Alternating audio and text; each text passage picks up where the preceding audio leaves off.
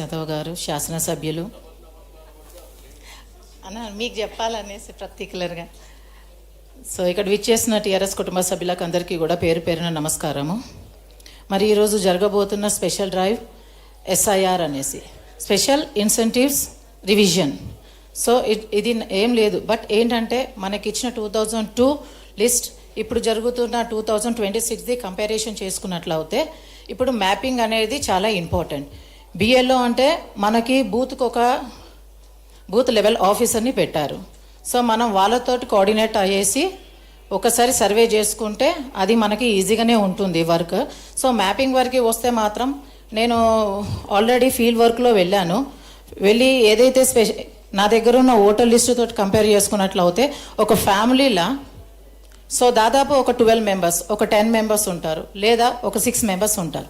So mapping ఏ రకంగా అవుతుందని అంటే mother, father, son, daughter, son in law, daughter in law. అంటే ఇక్కడ ఒక ఆప్షన్ ఎక్కడ ఏంటంటే వైఫ్ అనే ఒక ఆప్షన్ అక్కడ ఇవ్వట్లేరు. సో ఈ ఆప్షన్ కోసం కూడా నేను ఆల్రెడీ GHMC ఆఫీసర్ తోటి కూడా మాట్లాడాను. సార్ ఇది ఓపెన్ అవ్వట్లేదు, మరి దీనికి ఒక మ్యాపింగ్ ఏంటిది సార్ అని అంటే అక్కడ ఏజ్ ఫ్యాక్టర్ చూపిస్తున్నారు సార్.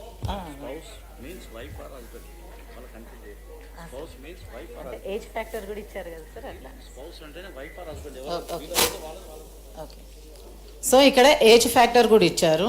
ఎవరైతే 40+ ఉన్న వాళ్ళందరిది కూడా సో పేరెంట్ మ్యాపింగ్ కిందకి వస్తుంది. 40- ఉన్న వాళ్ళందరికీ పేరెంట్ మ్యాపింగ్ కింద ఉంటుంది. సో ఇది ఒక్కసారి మనం క్రాస్ చెక్ చేసుకున్నట్లయితే మనకి ఏదైతే మ్యాపింగ్ ఉంటుందో పర్టికులర్గా వాళ్ళకి ఓటింగ్ వేయడంలో కూడా ఈజీ అవుతుంది. మనకు ఒక మ్యాపింగ్ ప్రకారం మనకు ఒక బూత్ లిస్ట్లో అన్ని చేసి ఇస్తారు.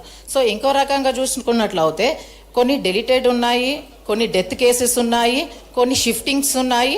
సో మైగ్రేట్ అయ్యే వాళ్ళు కూడా చాలామంది ఉన్నారు. కాబట్టి మనం ఒకసారి సర్వేకి వెళ్ళినప్పుడు ఎంతమంది మైగ్రేట్ అయ్యారు, ఎంతమంది డెత్ కేసెస్ ఉన్నారు, సో అవన్నీ మనం ఫిల్టర్ చేసుకుంటే మనకి ఇచ్చిన ఈ టోటల్ రేషియోలో ఇంకా ఫిల్టర్ అవుతుంది.